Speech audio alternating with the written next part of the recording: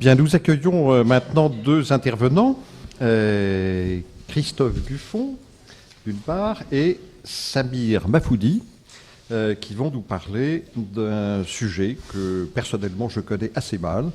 Ils vont nous parler de leur approche d'une architecture à la pente bois alpine. Il n'y a pas donc que de l'architecture à empilement, avec les chalets de salles du Moyen-Âge à nos jours.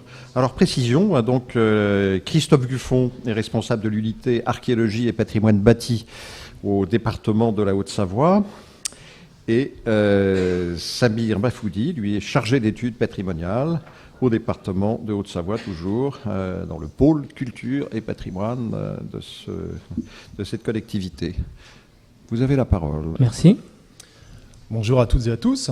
Donc nous allons vous présenter aujourd'hui un état des lieux d'un travail qui relève de l'archéologie de la montagne.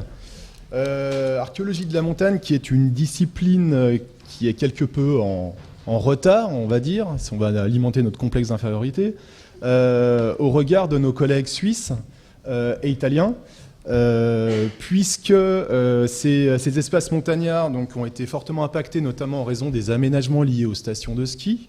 L'exemple qu'on va aborder aujourd'hui est à 500 mètres à vol d'oiseau de la célèbre station de Flaine, et puis on a à 10 km des domaines d'Egem, Morzine, Avoria, etc. Je pense que ça parle à pas mal d'entre vous. Donc ce secteur de Salles est préservé puisqu'on est en plein cœur d'une réserve naturelle. Et les recherches qu'on a développées sur cet alpage ont commencé en 2015 dans un contexte de réserve, ce qui était pour nous des contraintes, et puis qu'on a réussi finalement à faire évoluer comme étant des atouts.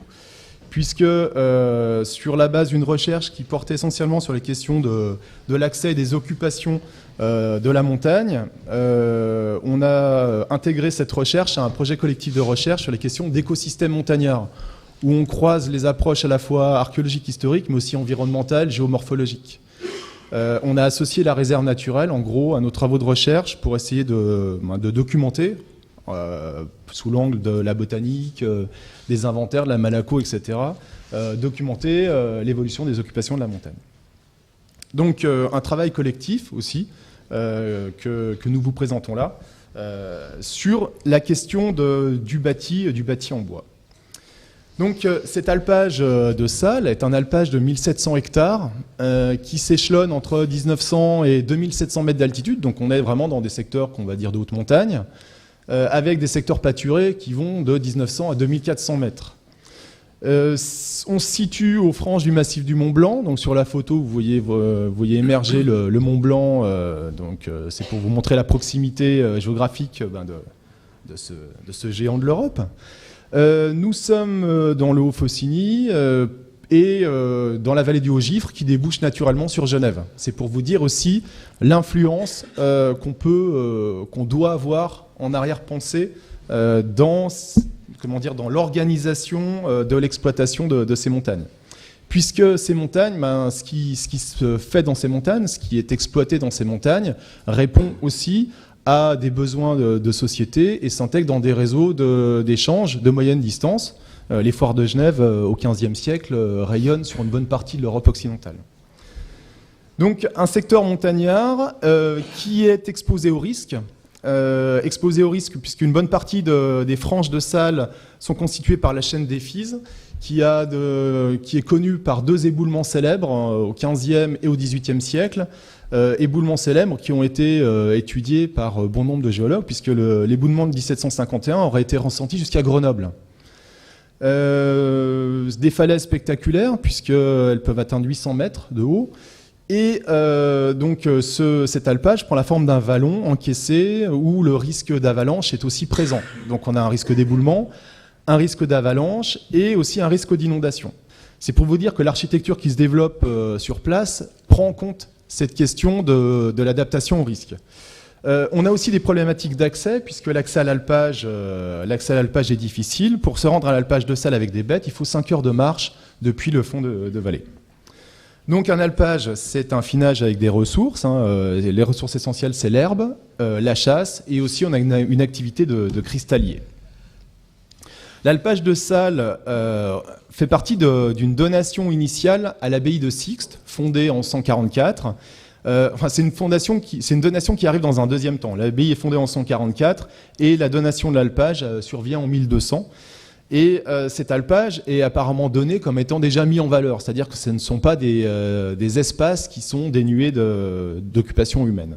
Et au contraire, on sait que le pastoralisme est ancien et millénaire, puisque sur l'alpage d'Anterne, qui se situe, donc si j'arrive ici, l'alpage d'Anterne a fait l'objet de recherches archéologiques et de sondages en tourbière menés par l'Université de Savoie et ont montré un pastoralisme continu depuis 8000 ans.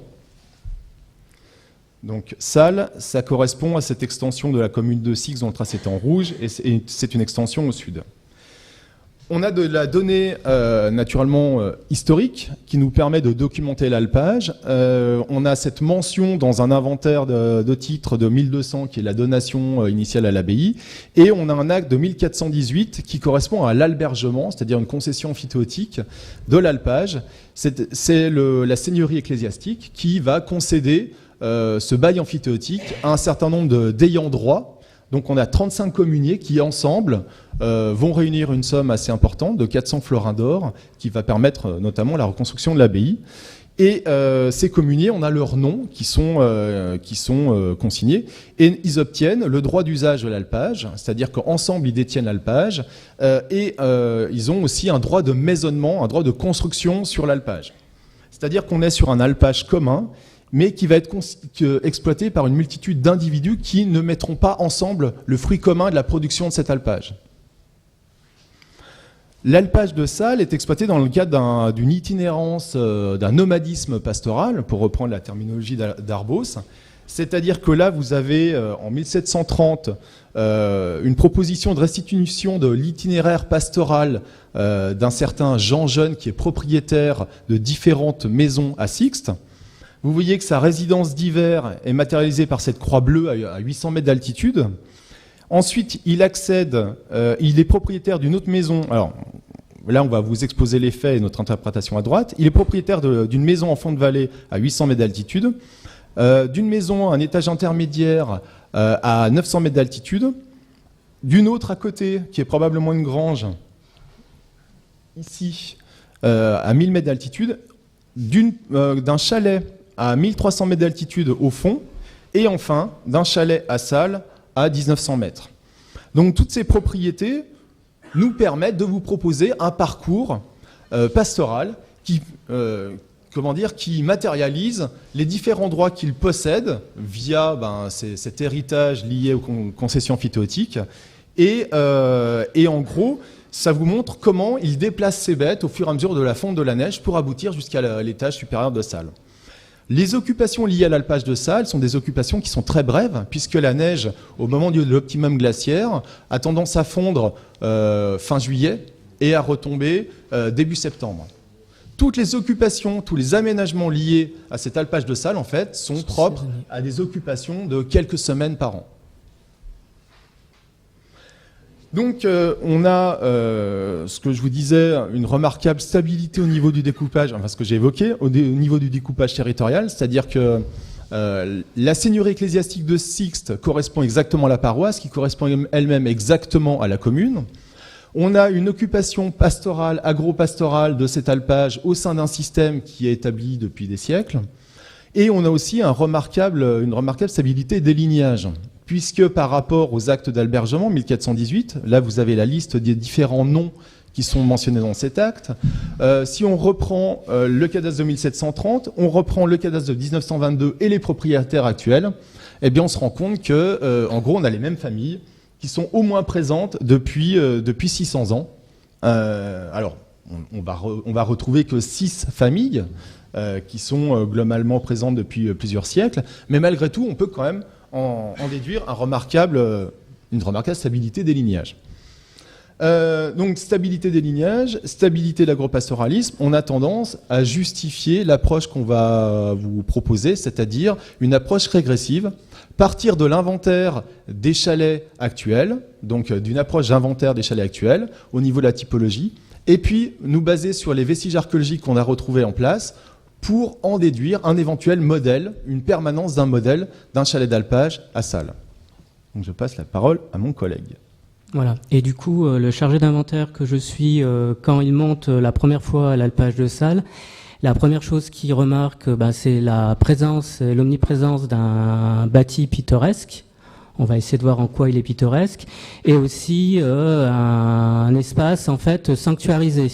Cette sanctuarisation part aussi du principe de nouveaux usages qui vont se mettre en place. Et ce bâti, tel que l'on peut le percevoir actuellement, est le fruit aussi de ces nouveaux usages.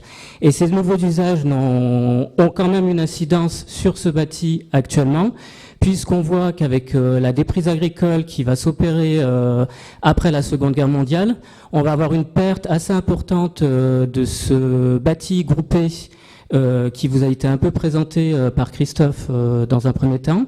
Et en fait, on constate, en regardant les éléments du cadastre, qu'entre 1922 et 1951, on a à peu près 28 bâtiments qui vont disparaître. Alors, ils vont disparaître pour plusieurs raisons. Comme j'ai dit, la première, c'est la déprise agricole, plus la volonté d'entretenir les bâtiments. Ils vont disparaître aussi avec les nouveaux usages. On est dans un territoire sanctuarisé qui va être ouvert aux nouvelles pratiques de la montagne, dont notamment les loisirs et la randonnée. Et ces nouvelles pratiques vont créer un peu une mutation dans les propriétés de ces biens meubles et non pas immeubles.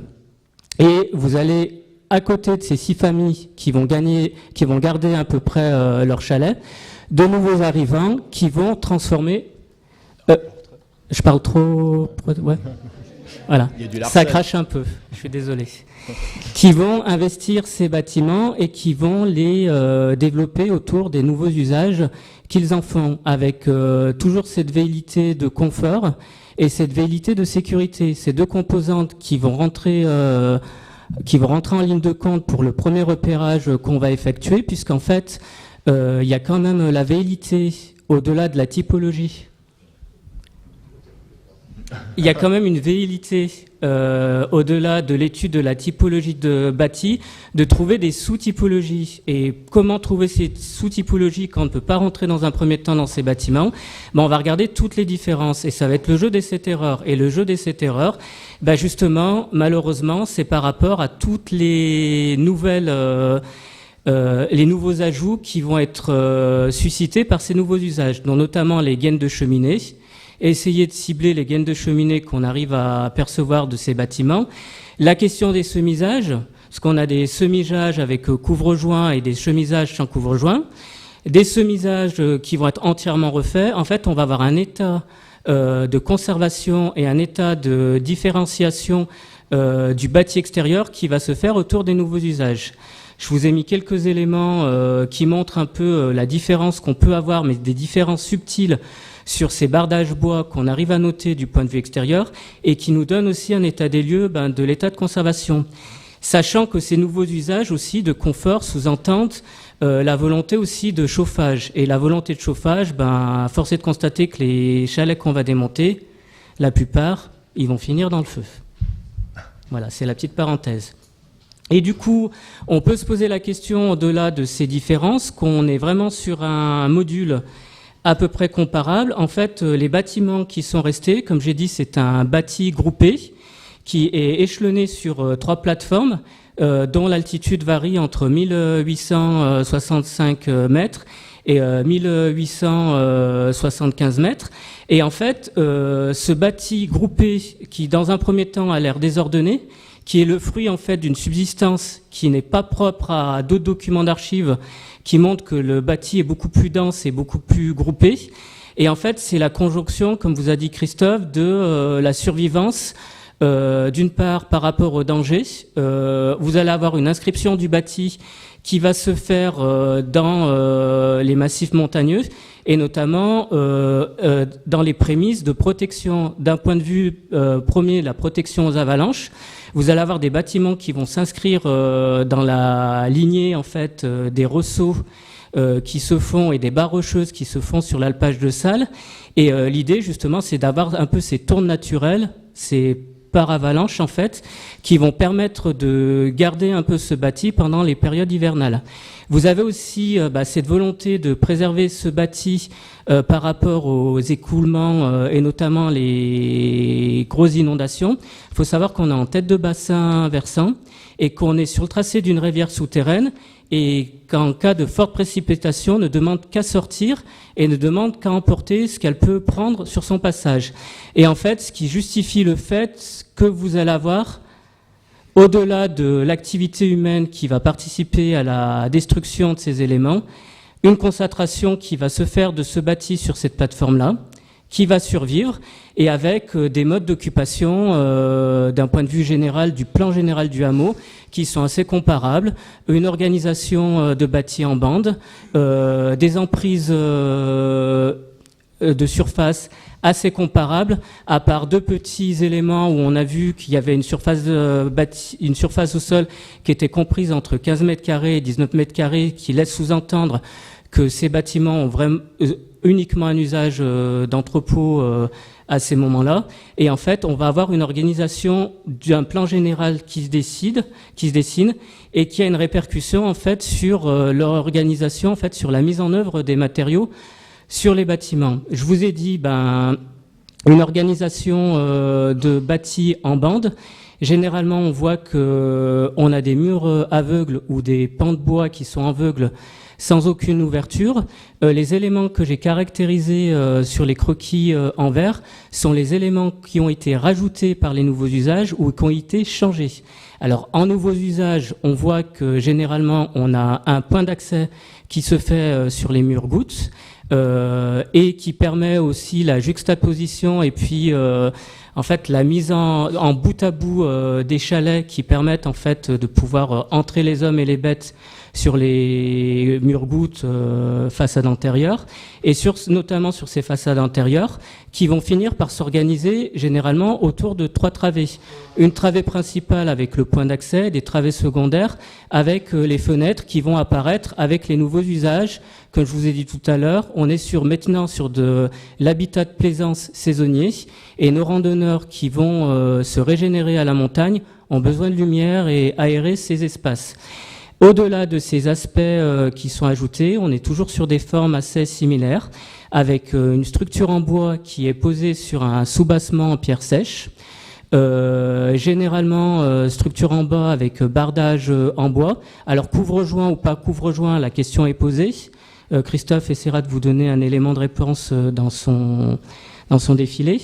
Et vous avez toujours cette toiture à 2 pans, là qui est en tôle ondulée, mais on verra dans la continuité de la présentation que c'était pas vraiment le cas.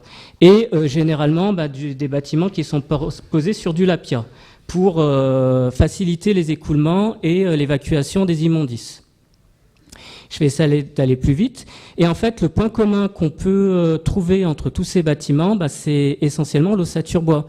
Si on enlève tous les bardages bois qui ont été faits ou refaits à différentes périodes, si on enlève les fenêtres, si on enlève les gaines de cheminée, si on enlève les cloisons internes qui partitionnent les espaces, on se retrouve avec un élément qu'on arrive à trouver sur tous ces bâtis qui sont restés, c'est-à-dire l'ossature bois qui s'organise autour de poteaux aussi bien sur façade antérieure et façade postérieure. Et le nombre de pêtes qu'on va parquer va définir le nombre de poteaux qu'on va déployer sur ces 2 façades. Et vous avez entre ces poteaux de façade antérieure et façade postérieure des poteaux qui supportent les éléments de la charpente. Et en fait, vous avez des éléments de cette ossature bois qui va être posé sur un soubassement en pierre sèche. Là aussi, je vous ai mis les éléments en verre qui ont été rajoutés ou changés. Sablière basse périphérique montée dans les années 70 pour surélever l'ossature. Alors d'après le propriétaire, il n'y avait pas de sablière basse. On en doute un petit peu parce que les autres chalets qu'on a visités, la sablière basse était présente. Du coup, je pense qu'il a changé la sablière dans les années 70. On profite aussi de ce colloque pour pouvoir échanger du temps de midi et cet après-midi, parce qu'on a des interrogations sur certains assemblages où on a collé des mots de vocabulaire qui sont peut-être pas pertinents et je voulais profiter de l'occasion pour pouvoir en discuter avec certaines personnes. Généralement, on sait que les assemblages avec La sablière haute, c'est des assemblages à mi-bois. Et voilà, mais cette ossature bois prédomine. Et en fait, cette ossature bois édictée par une volonté structurelle d'élasticité pour pouvoir d'une part résister aux avalanches et pouvoir réutiliser aussi ces biens meubles. Il y a aussi, j'ai pas précisé, le fait que ça soit équarri, le fait que ça soit sur le même modèle de construction.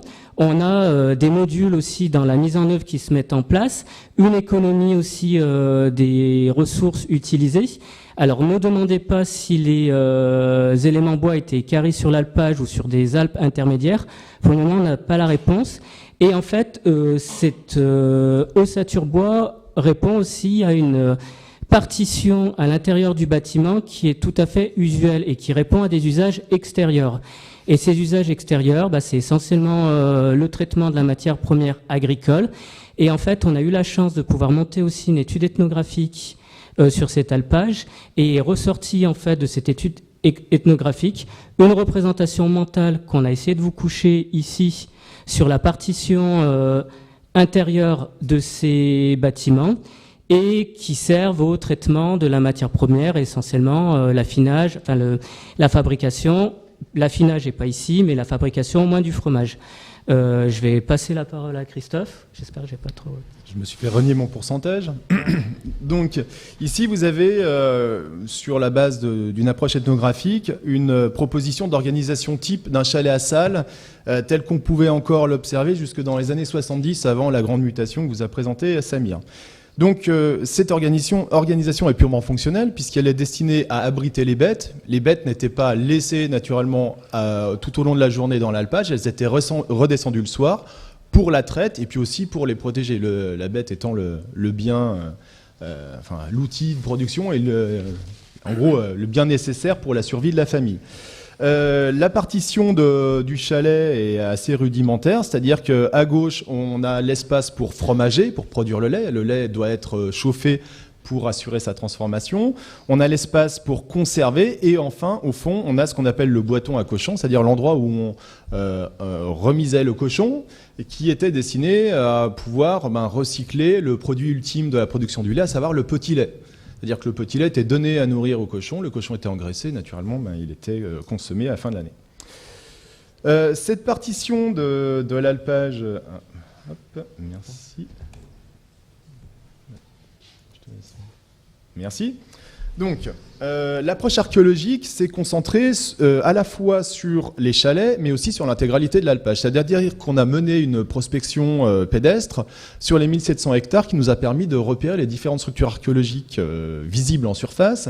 Donc on a à la fois des inscriptions, des abris rudimentaires de bergers en partie supérieure, en général à 2200-2300 mètres, qu'on appelle localement des crameaux, qui sont des abris en pierre, style Bory.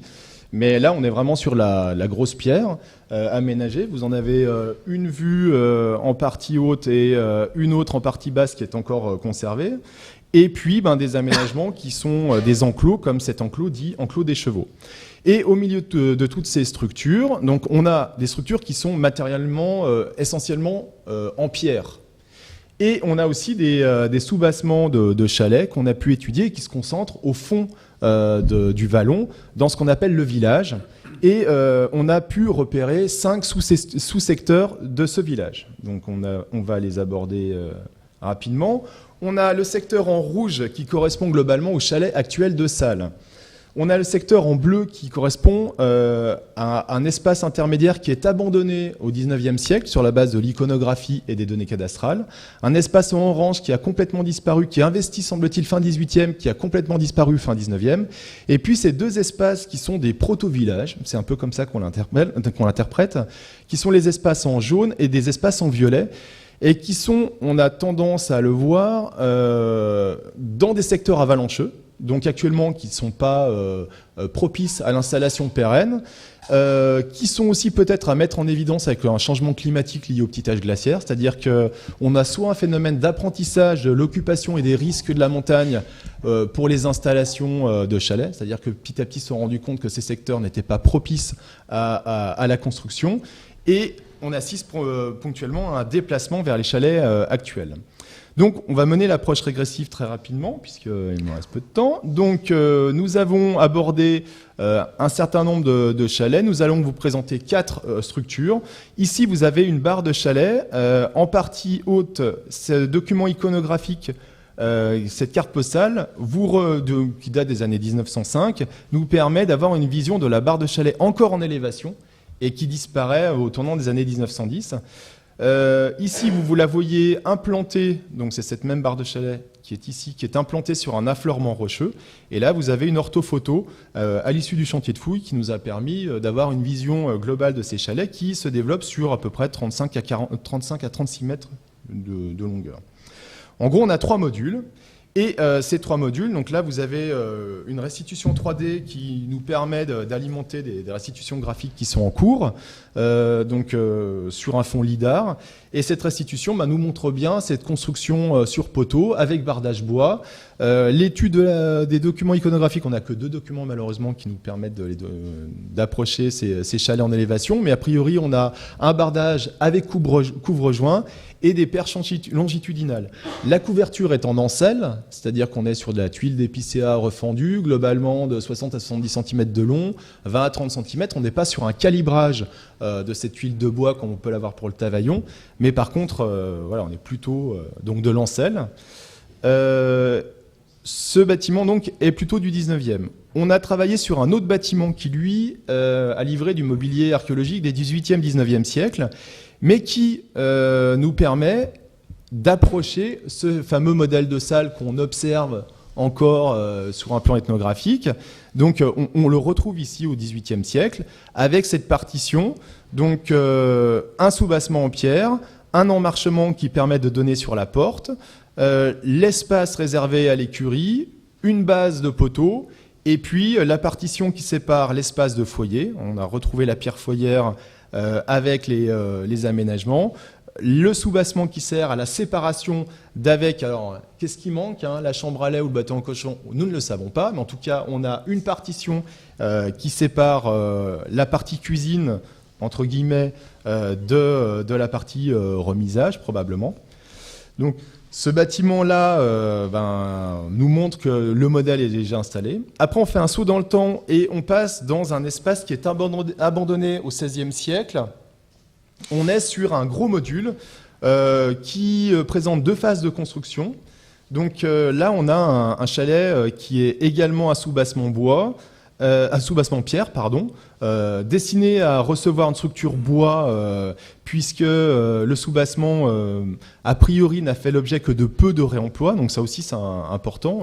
On exclut la possibilité du réemploi. On a en revanche une autre typologie de foyer, puisque là, on a un foyer qui est semi-enterré et circulaire. Donc je vous parlais de 2 phases de construction. Ici, on a une première phase de construction qui a été intégrée dans une deuxième. Mais là, on a aussi cette attestation d'un soubassement soubassement pierre. Nous n'avons pas de clous, c'est-à-dire que pour nous, le bardage est chevillé. Très peu de clous. Par contre, on a un mobilier archéologique qui est assez remarquable, puisqu'on a des monnaies en argent retrouvées et qui sont datées de 1572, les 3 monnaies, et qui sont directement mises en perspective avec un phénomène de péjoration climatique, c'est-à-dire qu'on pense que ce secteur-là, qui est actuellement connu comme étant avalancheux, a été occupé, et au moment de la péjoration climatique qui est attestée dans les années 1575, ce secteur devient impropre au maintien d'une occupation. Et enfin, on va faire un bond dans le temps jusqu'aux bâtiments les plus anciens qu'on a pu repérer, qui sont attribuables au, on va dire, 13e, 14e siècle, qui ont livré un mobilier archéologique. Alors, on a beaucoup d'ossements d'animaux, faune domestique et faune chassée. On a clous de fer à cheval, etc. Des charbons de bois. Et là, on a également ce phénomène. Donc là, vous avez ces 3 bâtiments. On va plutôt se concentrer sur ce bâtiment-ci, qui présente également 2 phases de construction, dans lequel nous avons retrouvé le foyer. Le foyer est ici, qui est également sur un plan circulaire et semi-enterré, donc très proche des modèles, par exemple, de Brande-en-Oisans. En Oisans, vous avez la maison dite du mineur qui offre le même type d'organisation.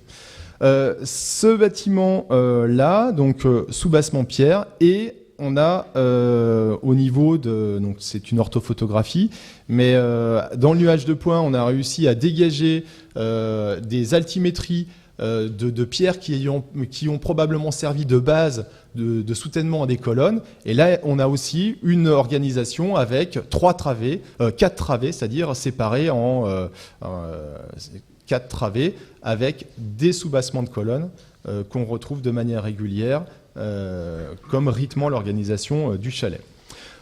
Pour nous, on a donc, même si on sent quand même une évolution, on la trace par le biais des foyers, on la devine aussi puisque la production agro-pastorale, enfin la production pastorale de salles répond à des besoins sociétaux qui évoluent au long du Moyen-Âge, nous en sommes conscients, qui s'intègrent dans des réseaux d'échange, puisque à Salles, je ne l'ai pas évoqué, mais on sait qu'on a mention d'élevage de chevaux qui servent notamment à être revendus aux foires environnantes. On a des mentions de vente de chevaux fin 19e aux foires de Megève. Donc on a une production qui dépasse le simple besoin local.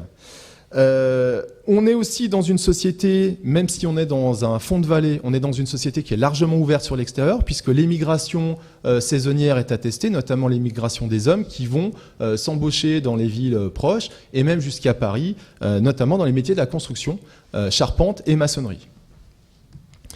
Et paradoxalement, donc, on pourrait penser qu'on a un modèle assixte de chalet, et bien on se rend compte sur cette photo de 1877 qu'on a coexistence de 2 types de chalets, avec à la fois une construction sur colonne avec bardage du même type que celle que l'on pressent sur salle de manière pérenne, et une autre construction pièce sur pièce qui est très proche, donc qui est celle-ci, qui est très proche des constructions valaisannes, puisque Sixte confine avec le Valais suisse. Cette montagne de Grasse-Chèvre est à Sixte, elle est à 2h30 de marche de Salles, donc, et elle est largement connue du modèle, elle est largement connue des ciserets qui pâturent sur Salles. Donc on a là aussi l'illustration qu'on a d'autres manières de construire à proximité immédiate de Salles. Autre exemple, alors j'y arrive, hop, autre exemple, donc les chalets de Platé, à 1h30 de Salles, où là vous avez des constructions qui sont en pierre. La ressource principale de Salles, c'est aussi la pierre. On n'a pas de forêt sur l'alpage de Salles. On a un toponyme qu'on a tracé sur un plan ethnographique qui est la Joue de Salles, qui renvoie sur un plan toponymique à une ancienne forêt qui a disparu. La forêt, il est possible d'entretenir la forêt à Salles, mais on n'en a plus la trace actuellement. Et pourquoi est-ce qu'à Salles, ils n'ont pas construit en pierre? Là aussi, c'est la question. Et en fait, ce qu'on pense, c'est que au-delà d'un modèle qui est institué, au-delà d'une réponse fonctionnelle, et là c'est ma conclusion, au-delà d'une réponse fonctionnelle sur, avec cette mise en place d'un chalet qui répond strictement aux besoins qui sont très limités dans le temps et aux besoins qui sont liés à la production fromagère, on a aussi une adaptation à un milieu qui est exposé au risque, à un mode de propriété du sol, puisque le sol est détenu en commun et les chalets sont considérés comme du mobilier à Salles. Donc les chalets, et là on a des mentions au XXe siècle, les chalets peuvent être démontés, revendus, etc. Donc la réponse architecturale de la construction sur colonne est aussi peut-être à chercher dans cette propriété, au-delà de tous ces éléments que je vous ai évoqués. Merci beaucoup. Merci.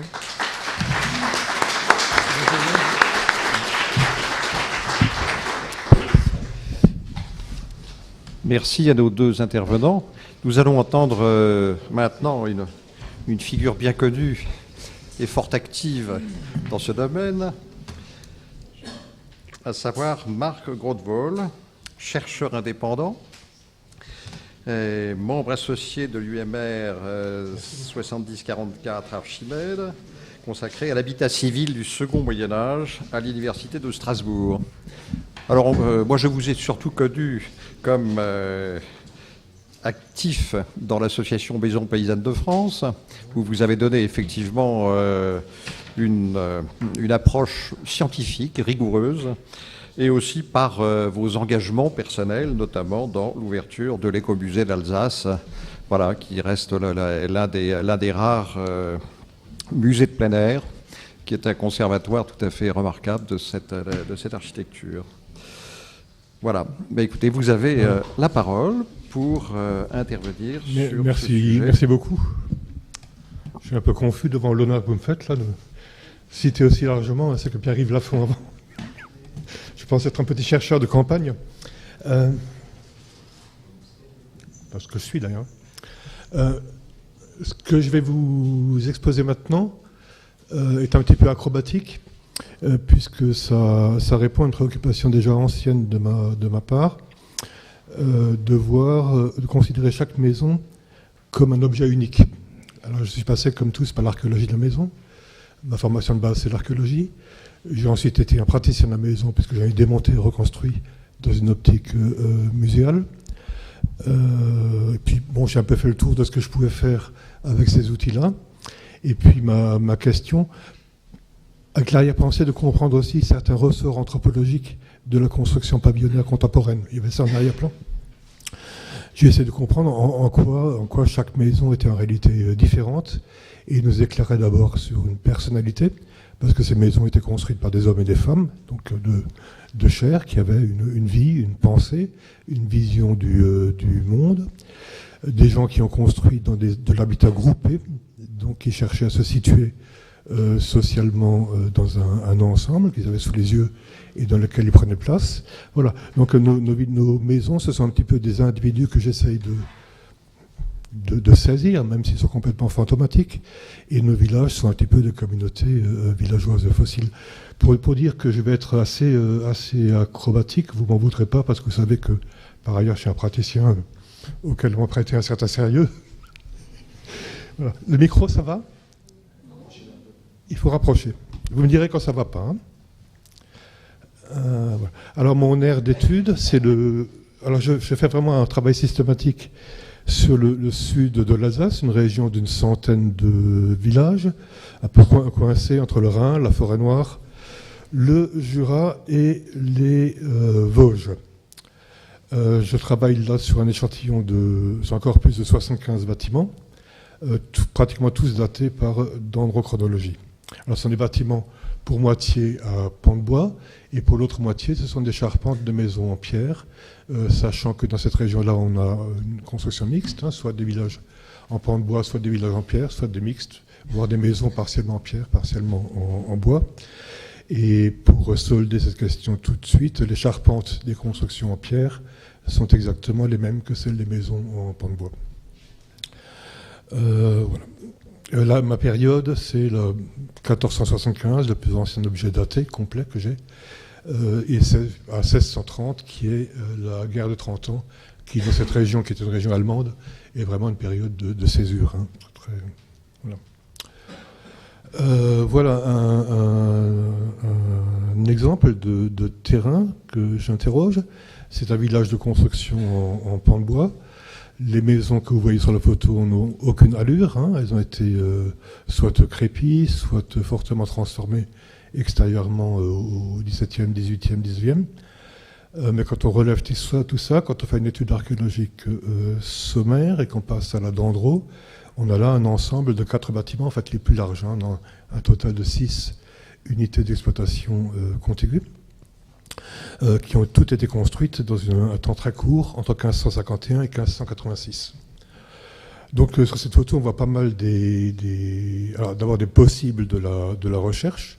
On sait exactement ce que le constructeur de 1586 avait sous les yeux. Là, on n'est plus dans des cadres larges où on s'interroge d'où viennent les modèles. La situation du bâti qu'un constructeur en 1586 a sous les yeux, c'est celle que nous avons aussi sous les yeux. Donc on arrive comme à situer le projet architectural, parce que c'est de ça qu'il s'agit, de ce personnage dans un contexte donné, à une époque donnée. Ça, c'est vraiment tout à fait important, vous verrez après pourquoi.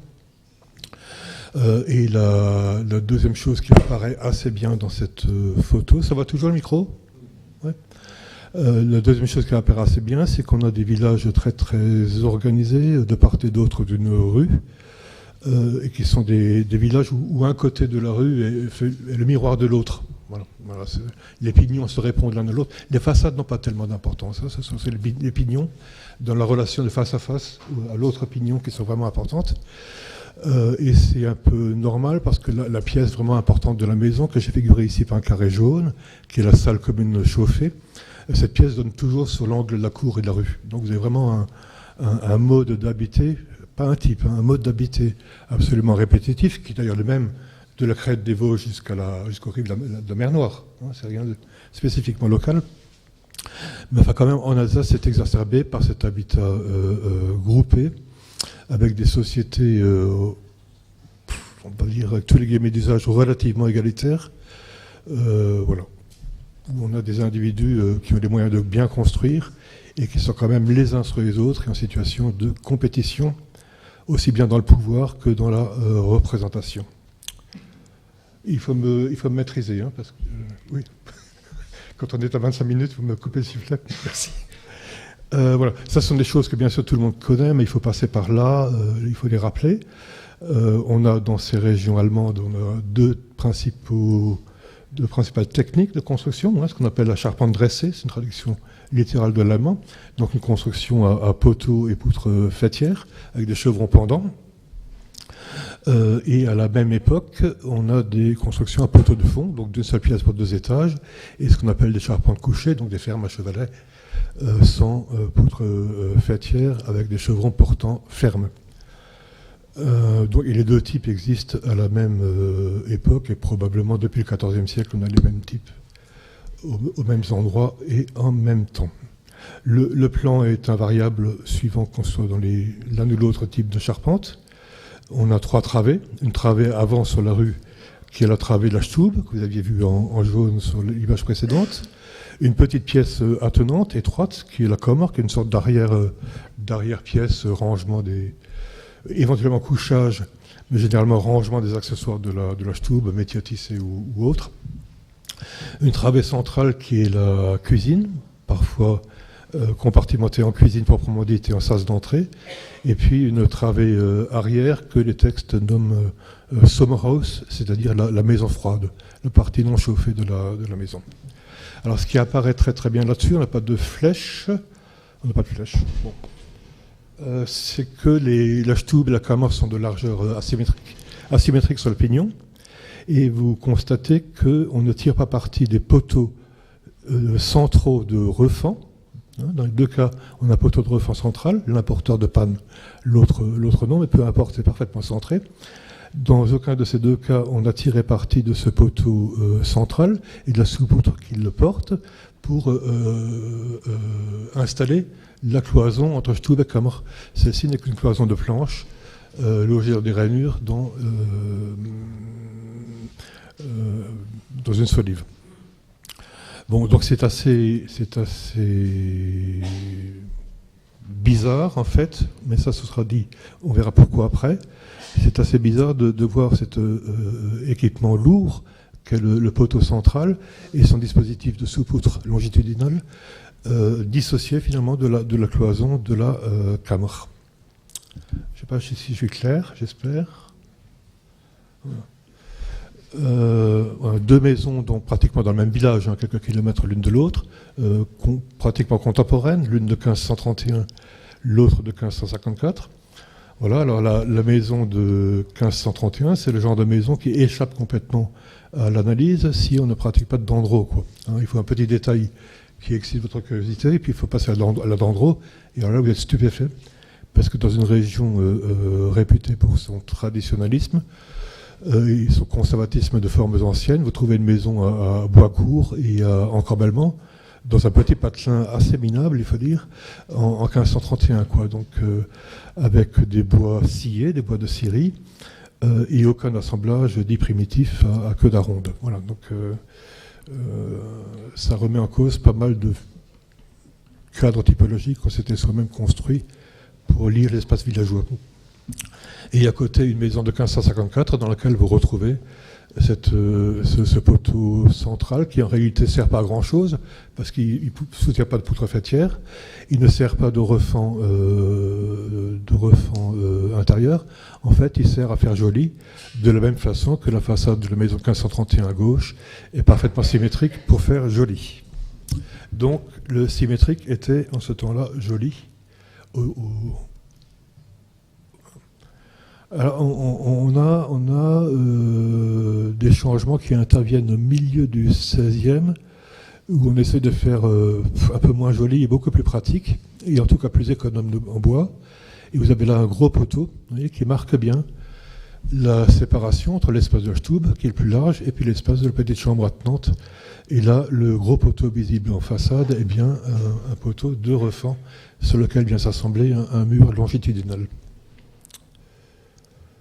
Seulement, il ne trouvait pas ça joli. C'est moins de la construction un peu à l'économie. Ça ne marche plus.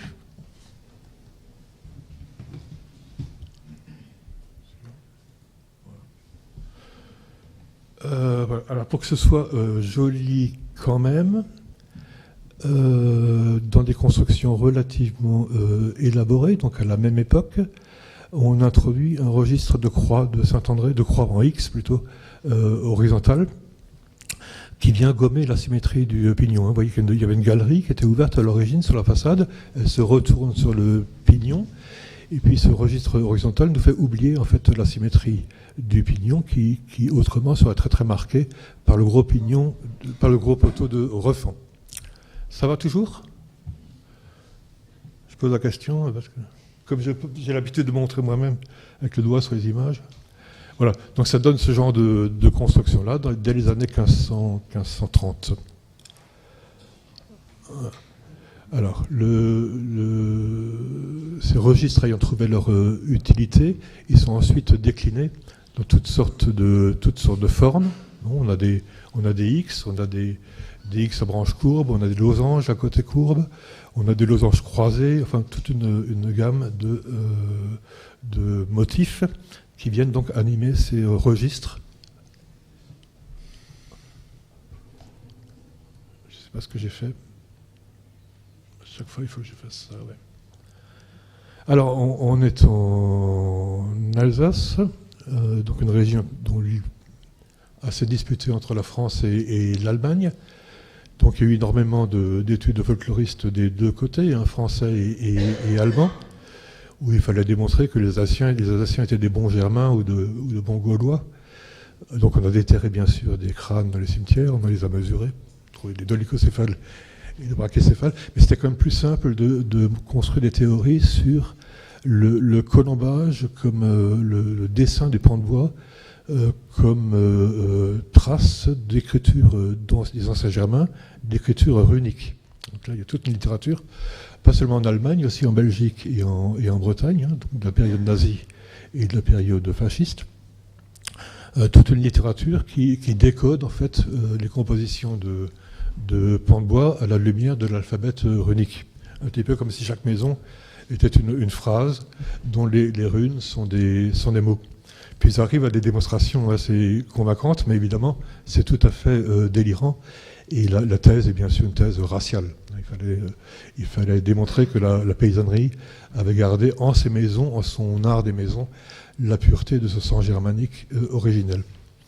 Bon, là à côté, vous avez la photographie d'une fenêtre urbaine, bâloise. On voit bien que les motifs de ces registres des maisons paysannes du XVIe sont exactement la même chose que des éléments décoratifs des maisons urbaines à la même époque.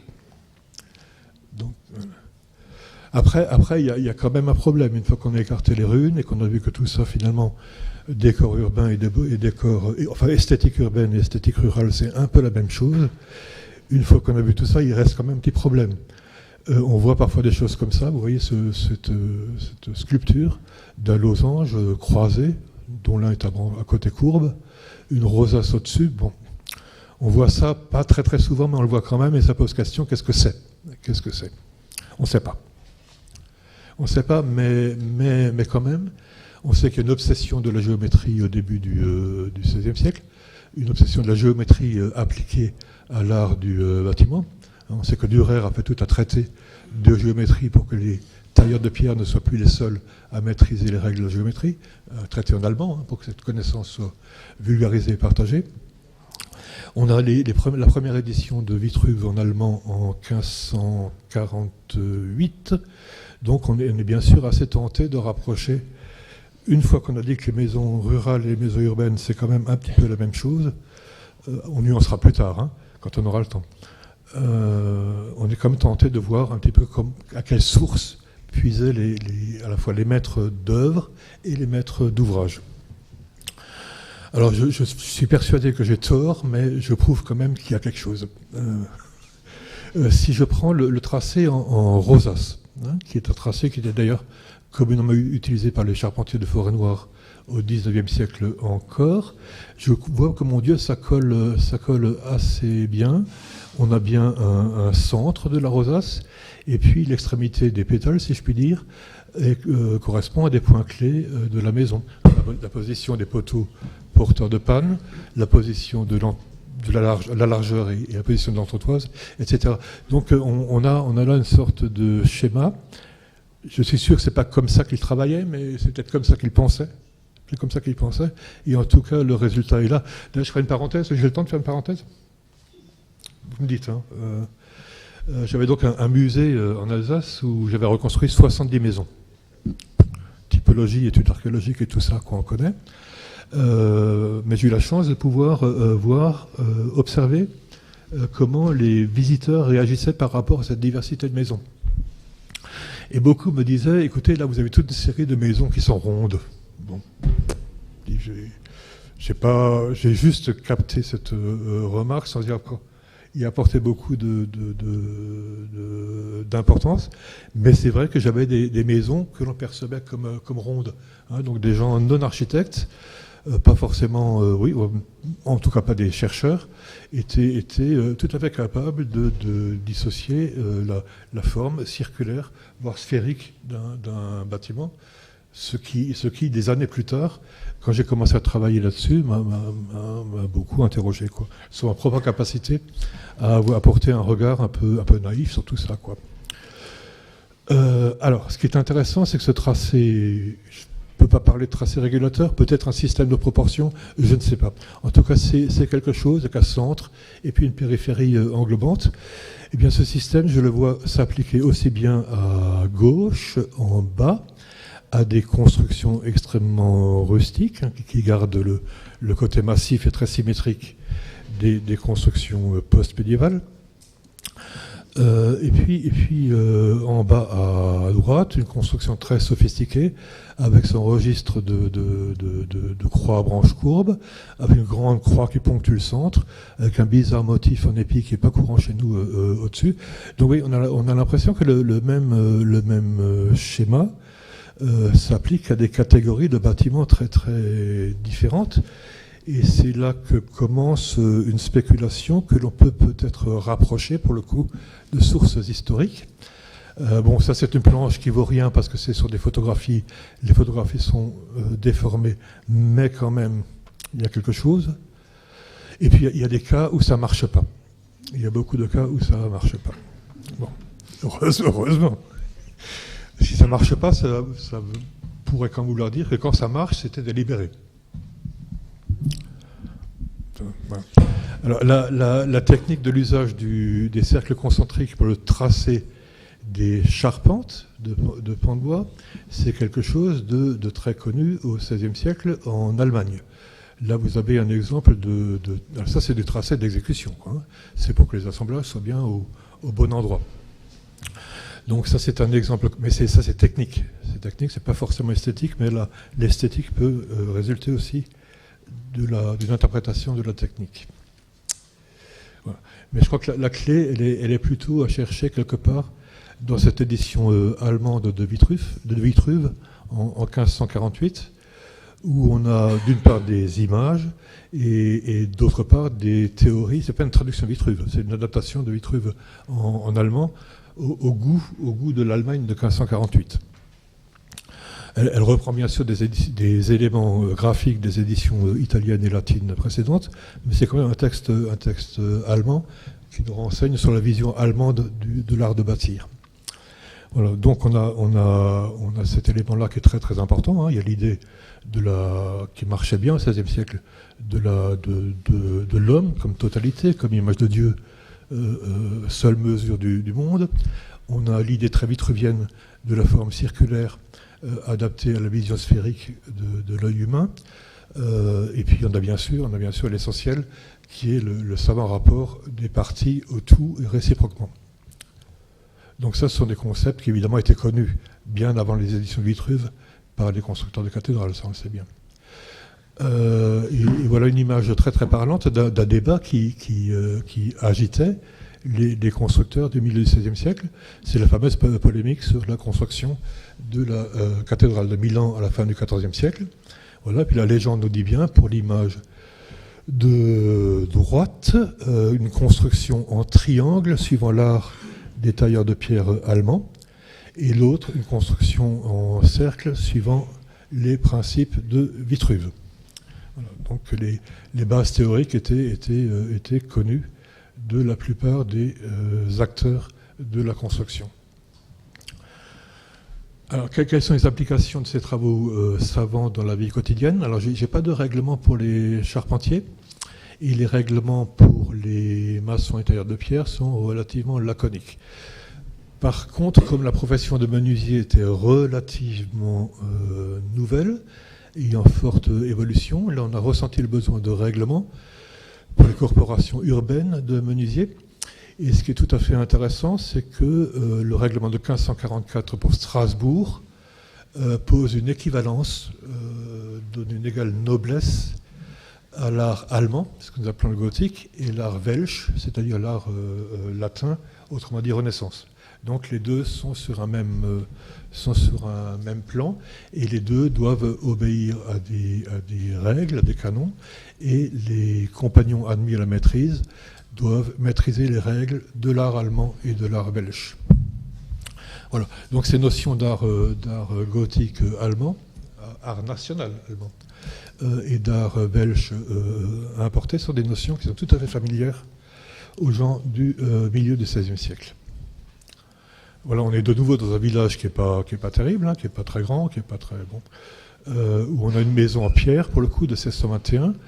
On a une église de 1627-1629, et les deux monuments étaient construits par le même maçon. Alors là, il faut faire encore une fois une parenthèse. On est dans un village, dans une région de construction mixte, c'est-à-dire aussi bien de la pierre que du pan de bois, et indifféremment, les maçons sont maîtres d'œuvre de construction avec des charpentes importantes, et réciproquement, les charpentiers peuvent être maîtres d'œuvre de construction importantes, qui sont essentiellement en pierre. En fait, ils sont nommés maçons ou charpentiers et jamais maîtres. Mais ils faisaient quand même des choses assez importantes. Et donc là, on voit très très bien l'équivalence des deux arts, avec la maison d'habitation qui est une maison Renaissance, un Welsh, et puis l'église qui est une église gothique de la Contre-Réforme. J'en suis où? C'est quoi? Passé? Bon. Alors, ici, dans cette même région, une porte horriblement rustique, très grossière, que j'avais relevée il y a 30 ans ou 40 ans, je ne sais plus, quoi. Puis l'autre jour, je ressors ça et je dis, mais bon sang, c'est bien sûr. Je la rapproche du modèle donné par l'édition allemande de Vitruve, de la façon correcte de construire une porte ionienne, ionique, je ne sais plus. Et c'est exactement ça. Donc ce sculpteur, maître d'œuvre assez médiocre, qui n'est même pas un maître, maîtrise parfaitement ces principes de composition vitruvienne. Voilà. Et alors si je vais dans le vignoble sous-vosgien, donc je change un petit peu de région, je suis dans une région plus riche, plus exacerbée dans ses démonstrations d'opulence. Eh bien, quelle que soit la forme des portes, cintrées ou pas, dans tous les cas, je retrouve ce schéma vitruvien de système, de tracé de la porte, mais également de positionnement de chacun des éléments par cercle concentrique. Voilà. En conclusion, je crois que j'arrive à établir une généalogie plutôt qu'une typologie. Et voilà, dans tel village, tel constructeur a ça sous les yeux, et ça sous les yeux un peu plus loin, et le maçon vient peut-être de Savoie, ou en tout cas du Tyrol ou du Val d'Aoste, on ne sait pas, mais enfin ça c'est documenté par les textes. L'afflux d'artisans qualifiés d'Italie du Nord.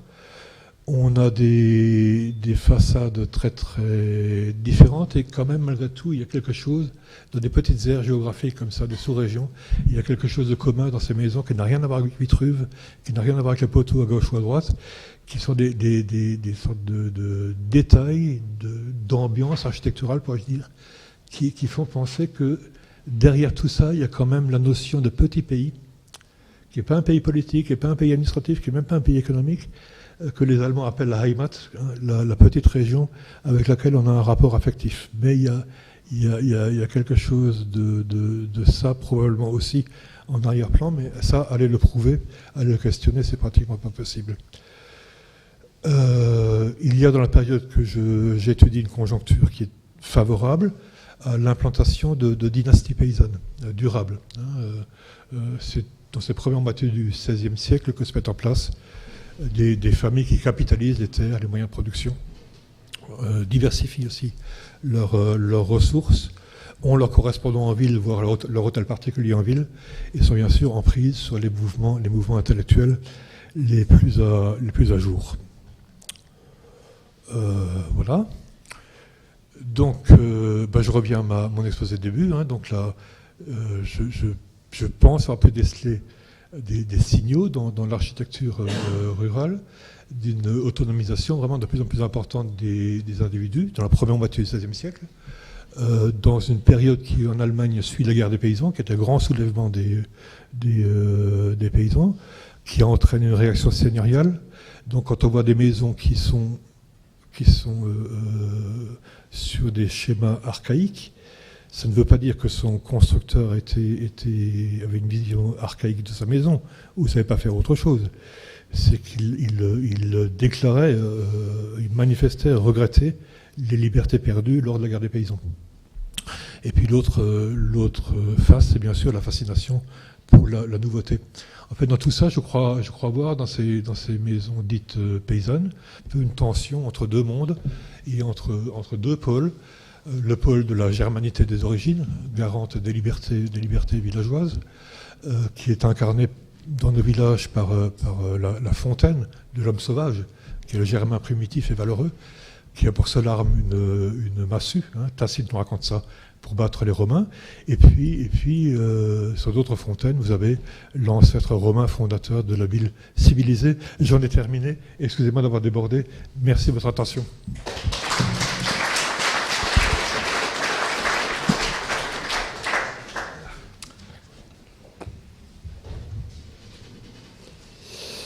Bien.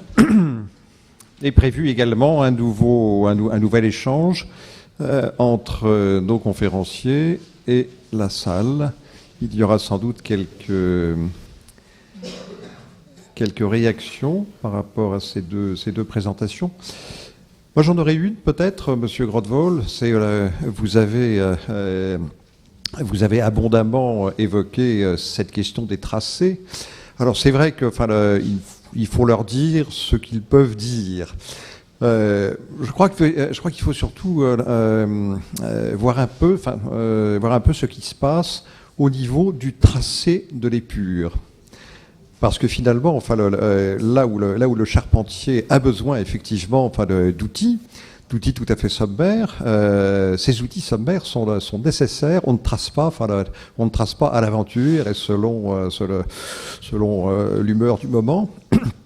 Mais le triangle de Pythagore, lui, est constamment présent. La corde des 12 nœuds est toujours dans le coin de la chambre au trait.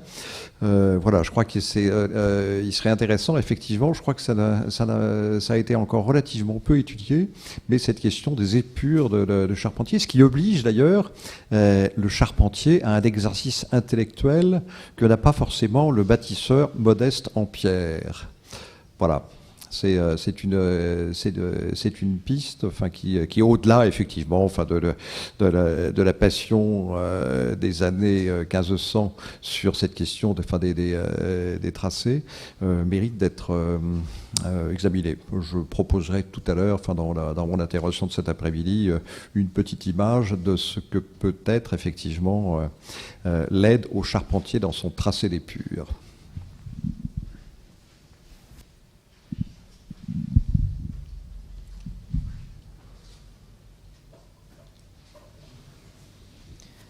Est-ce qu'il y a des questions? Non. Sinon, pour rebondir sur les chalets... Je vois un doigt qui se lève.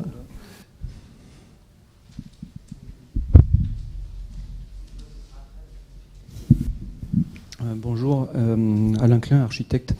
Donc c'est une question pour Monsieur Grotwold aussi. Vous n'avez pas évoqué les unités de mesure, le système de mesure employé. Bon, je suis à peu près sûr que vous avez réfléchi à cette question-là. Bien sûr, parce que je pense que ça pourrait peut-être aider à justifier certaines composition et harmonie, enfin bon, on peut continuer avec tous ces grands mots. Simplement pour vous dire que moi je suis architecte à Toulouse, j'ai mené un travail de réflexion sur les processus d'élaboration de maisons au 19e en briques de terre crue, donc c'est tout à fait un autre contexte à tout point de vue. Et en fait on s'est aperçu qu'en faisant les relevés de ces bâtis, des années 1830 à 1860 même, on a l'unité de mesure pré-révolutionnaires ont été utilisées. Donc chez nous c'est l'empan et la canne. Donc quand on fait les relevés en mètres, ça donne n'importe quoi. Quand on fait la conversion en empan, on n'a que des modules, enfin que des nombres entiers, des cotes rondes, et qui ont en fait l'unité de mesure. Elle a aussi été utilisée comme un module de composition, et on retrouve les mêmes chiffres qui reviennent et utilisés avec des proportions justes, donc pour les portes, pour les fenêtres, pour des portions de façade ou pour des façades entières ou voire même des plans. Donc ça veut dire qu'en faisant un peu d'exercice, on arrive à apprendre par cœur un plan ou une façade. Voilà, c'était ma question. Et juste un petit témoignage de reconnaissance à votre travail, parce qu'en 1981, j'étais encore jeune étudiant et j'ai eu l'occasion de travailler pendant un mois sur le site de Dongersheim, justement sur les fameux pans de bois qui étaient mis à plat sur les planchers des puants. C'était une expérience extraordinaire, donc merci encore à vous.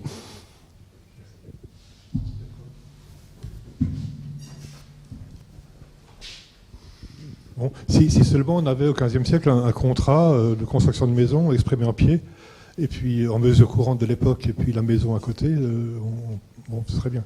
Mais bon, je viens d'étudier un village où j'ai passé 30 maisons du XVIe siècle au scanner, qui ont été relevées, datées et mesurées.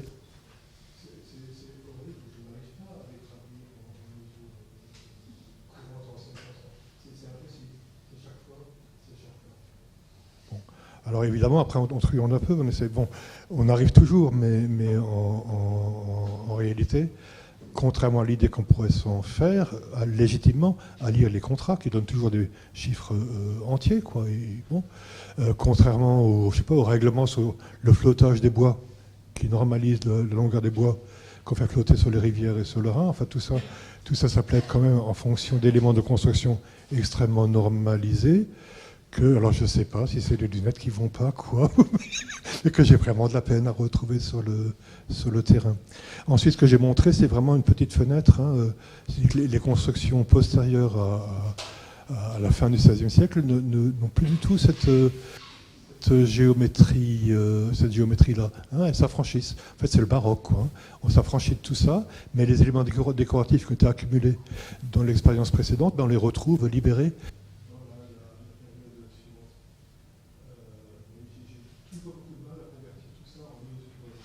En mesure courante.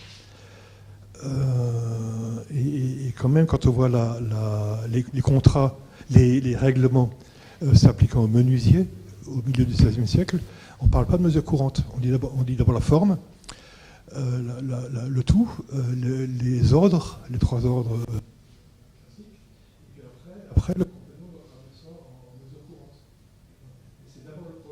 et c'est après la conversion actuelle qui est pas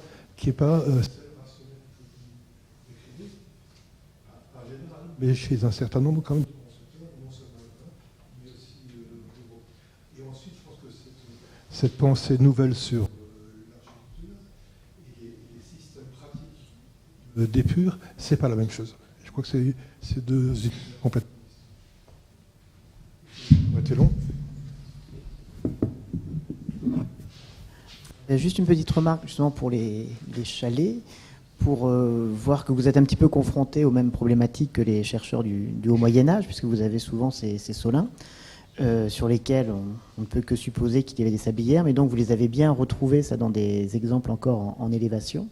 Donc ça, c'est important parce que ça confirme bien effectivement qu'on a des pans de bois. Et je pense aussi que c'est très intéressant que vous ayez réussi à voir que c'était des biens qui étaient considérés comme meubles, et ça confirme encore une nouvelle fois le caractère déplaçable du pan de bois qui est très, très intéressant. Voilà. On est attendu pour les intervenants à la cantine, donc malheureusement on doit aller déjeuner. On se retrouve donc à 14h15. Voilà.